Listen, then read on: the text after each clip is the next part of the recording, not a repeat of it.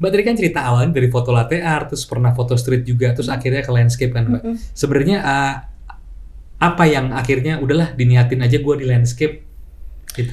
Karena basicnya aku suka traveling kali ya. Oke. Aku suka traveling, jadi kayak sejalan lah gitu. Jadi seneng banget. Jadi modus aku itu sebenarnya modus biar jalan-jalan kan. Jadi eksplor tempat-tempat baru. Sebenarnya kalau misalnya style pun saya masih juga, cuman itu lebih ke foto produk karena kan aku juga punya bisnis sendiri.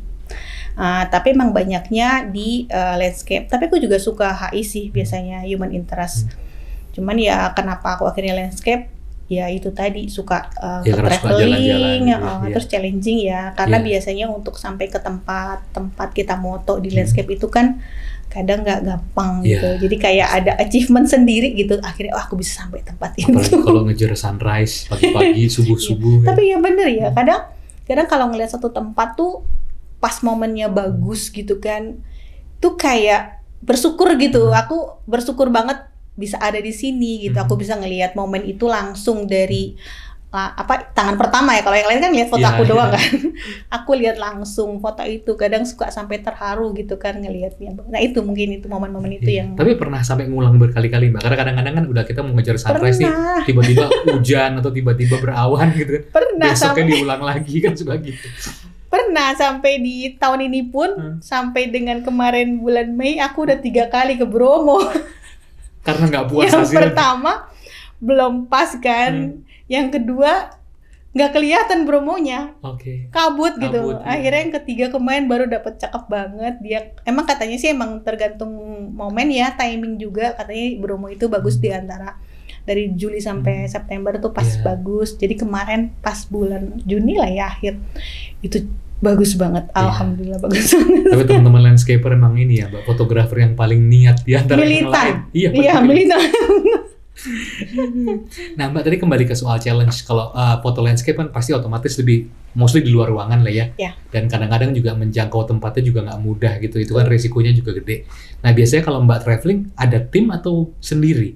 Karena pasti kan banyak barang yang mesti dibawa. Terus juga mungkin tempatnya juga nggak terlalu aman gitu ya. Kalau ya intinya sih traveling itu macam-macam ya. Kalau biasa aku ambil foto itu aku kadang ikut trip yang memang khusus trip foto gitu ya, misalnya ke tujuannya ke sini, spot-spotnya ini, jadi kita udah tahu mau moto apa aja. Kemudian ada teman-teman tripnya, itu juga aku pernah.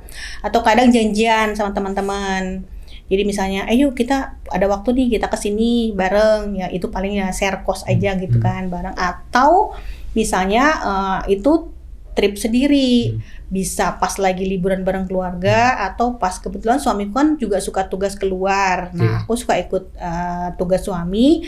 Nah kalau dia tugas, dia kan rapat, aku moto gitu. Bisa modus ya. Iya benar. Jadi aku seneng kalau dia jajan tuh aku seneng.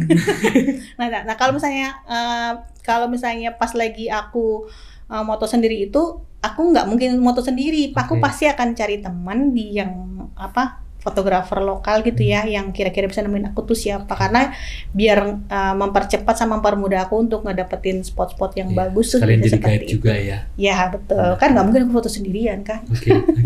Jadi kalau Mbak traveling kemana-mana, jadi ada yang pekerjaan profesional, ada juga yang benar-benar traveling pribadi, sambil dokumentasi pribadi gitu ya. Mbak ini kan mungkin Mbak boleh, kalau nggak keberatan, boleh share ke teman-teman sobat Halo Foto yang mau belajar landscape nih Mbak ya. Apa sih Mbak serunya landscape? Kenapa mesti landscape sih? Serunya landscape. Dari sekian banyak genre gitu, apa serunya landscape? Ya itu tadi balik lagi, sebenarnya syarat dan ketentuan berlaku ya untuk landscape itu untuk orang-orang yang memang mungkin effortnya paling susah gitu kan. Untuk orang-orang yang memang suka traveling udah pasti. Kemudian orang-orang yang suka sama outdoor activities, sama fisik activities ya, karena memang kontribusi terbesar tuh ya emang fisik. Misalnya gini, percuma lah kalau kita udah jago moto, abis itu kita udah punya perlengkapan banyak, tapi kita nggak nyampe tempat foto karena kecapean, kan kita nggak bisa moto kan. Jadi di situ gitu kenapa serunya, kenapa perlu emang orang-orang yang suka sama kegiatan-kegiatan fisik seperti itu. Nah kemudian yang kedua yaitu tadi kita bisa explore tempat-tempat yang bagus banget, yang kadang orang-orang yang lokal tuh malah nggak tahu. Misalnya gini, kebetulan kan saya lagi banyak tinggal di Makassar nih kan. Aku kebetulan sama teman-teman diajak explore lah air terjun, bagus banget. Nah temanku yang orang Makassar tuh heran loh, emang ini ada di Makassar ya? Mereka sendiri pun tuh belum juga nggak tahu gitu okay. loh. Jadi itulah serunya landscape tuh seperti itu. Dan momennya nggak bisa diulang ya Mbak? Agak susah ngulang momennya. Gitu. Nah sebenarnya kalau dari sisi foto sendiri Mbak, foto landscape, sebenarnya apa sih yang pengen Mbak sampein ke audience dari foto itu? Apakah mau nge-explore keindahan alam kah atau apa? Atau lebih ke teknik pengambilan foto atau gimana? Sebenarnya kalau menurut aku untuk landscape fotografi itu emang intinya tuh explore keindahan alam ya. Gitu. Jadi kalau bisa semaksimal mungkin kita tunjukin gitu kalau memang tempat ini tuh bagus. Kemudian tujuan aku tuh apalagi setelah aku tuh baru sadar setelah aku tinggal di Makassar ya, Indonesia Timur itu Masya Allah indah banget gitu kan ya. Dan kadang tidak semua orang punya kesempatan ke situ kan. Jadi aku pikir oke lah, aku punya kesempatan ini untuk explore tempat ini, aku akan datang ke situ, aku explore, aku capture gitu kan dalam bentuk fotografi. Silahkan teman-teman lihat. Kalau misalnya kalau lo belum bisa datang, gue dulu yang datang deh. Lo lihat aja foto gue dulu gitu. Kalau bisa datang alhamdulillah. Nah, kalau misalnya belum bisa ya silahkan lihat foto dulu. Tapi karena emang akhirnya jadi gini. Selain kita juga paham, kita ngerti ada tempat-tempat bagus gitu ya. Ya namanya juga kita jadi mengagumi ciptaan Allah ya. Ternyata bumi itu seindah itu gitu kan. Dan ada banyak tempat yang kita belum lihat. Iya benar. Dan jadi gini, positif poinnya tuh kadang yang aku lihat kayak kemarin terakhir aku kan main ke Lubuk Banggai ya. Itu aku mulai agak sering tuh ngelihat di Instagram gitu ya. Si Lubuk Banggai ini kok bagus banget, dan ternyata dari hasil foto-foto orang Indonesia itu memang jadi menarik orang-orang luar untuk datang. Dan Lubuk Banggai terakhir itu memang lagi banyak banget diekspos nggak cuman oleh orang Indonesia, orang luar pun juga banyak yang ke situ gitu. Nah jadi itu kan jadi momen banget ya buat kita sampai gini, misalnya aku juga punya beberapa teman yang dari luar gitu kan, dengan melihat foto aku akhirnya mereka jadi bilang ih kayaknya pingin ke situ deh gitu, dia pengen ke sini. Dan aku juga melihat beberapa teman aku itu banyak banget dapet private trip orang-orang luar gitu. Jadi kan jadi momen sendiri ya buat kita lah gitu untuk mengeksplor keindahan alam Indonesia sendiri. Mbak, aku lihat di Instagram kan fotonya indah-indah banget ya. Itu pernah ini nggak Mbak, pernah ditawar orang nggak fotonya, atau mau dibeli atau apa, atau bahkan mungkin pernah dijual? Pernah ada foto yang dijual atau gimana? Pernah sih beberapa. Kalau yang pertama tadi kan yang aku bilang ada orang yang mau buat jadi kalender, pernah. Bahkan pernah juga aku diminta foto untuk pameran. Aku pernah pameran di New York. Terus pernah terakhir di Dubai. Iya, jadi mereka minta. Makanya aku masih bilang aku masih seputar hobi gitu ya. Aku belum secara serius memasarkan foto aku. Itu Mbak jadi di DM mereka di DM ya. DM di IG. Di DM di Instagram, biasanya ke email. Karena kan aku naruh email ya, mereka waktu lagi di yang pameran di New York, mereka minta. Mereka minta karena memang mereka profesional, biasanya mereka akan punya surat perjanjian. Jadi aku memang mengizinkan mereka untuk memajang foto aku. Terus yang kedua aku pernah pameran dulu di Dubai. Jadi konsepnya waktu itu hari Women International Day. Jadi hari wanita internasional.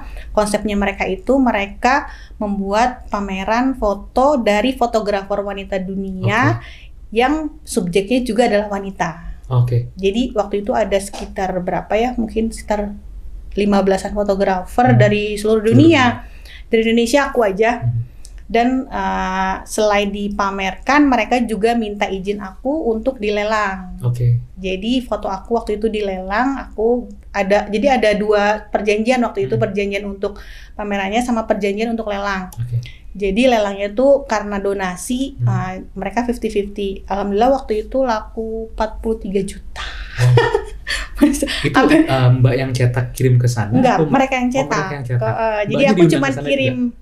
Mereka sebenarnya ngundang, cuman suruh bayar sendiri. Jadi jauh. Kalau dikasih akomodasi sama transfer aku datang, karena nggak dikasih jadi nggak bisa terlalu jauh. Berapa hari pameran waktu itu Mbak di Dubai sama di New York? Waktu itu berapa ya? Waktu di New York itu pameran bareng apa sih? Ada ulang tahun UN ya, United Nations PBB di New York, sampai aku di-mention fotoku sama dubes PBB di New York sama ketua PBB. Jadi waktu itu kan ketua PBB itu ngepost di Twitter beberapa foto. Jadi ada 75 foto waktu itu ikut pameran, dipilih dari 13.000 foto. Jadi ada itu memang kayak challenge ya. 13.000 foto diambil disaring jadi 75 dan ketua PBB waktu itu mention hanya 5 foto. Jadi ada dua fotografer Indonesia yang di-mention waktu itu, saya sama Mas Oki Arisandi ada di situ. Jadi di-mention sama siapa ketua PBB, di-mention sama UNICEF gitu. Mbak, tapi Mbak ngedrone juga enggak ya? Iya. Oh, ngedrone juga berarti. Ngedrone juga. Mbak, ini kalau kita ngomong landscape ya Mbak, ini kan mostly outdoor. Salah nggak sih Mbak kalau katakan fotografi landscape pakai pencahayaan tambahan? Aku mikir pencahayaan tambahan landscape itu di mana? Di landscape kan ada yang bawa. Sekarang udah bisa pakai baterai atau aki gitu. Kayak gitu. Paling yang aku pahami kalau pakai karena kan sebenarnya kan objek yang kita foto kan sebenarnya luas ya, kayak misalnya Bromo tuh itu jauh di depan gitu kan. Tapi barangkali kadang yang suka aku pakai pencahayaan tambahan tuh kalau ada foreground, misalnya di depan tuh ada pohon ya, karena kita fotonya malam sunrise kan pasti masih gelap pasti gelap tuh. Tapi kita nggak bisa juga pakai pencahayaan tambahan yang kayak si continuous light gitu, nggak bisa karena dia pakainya long exposure. Paling cuman aku sinarin sama senter sebentar aja, cuman biar ngangkat cahaya sedikit di sisi pohon. Jadi pada saat kita editing ngangkat shadownya nggak terlalu berat gitu. Paling itu aja sih. Jadi emang kalau menurut aku sih kayaknya landscape nggak seperti foto biasa ya, pakai lighting yang serius gitu nggak. Karena cahaya alam aja. Timing is everything ya. Ya. Jamnya harus pas. Ya betul.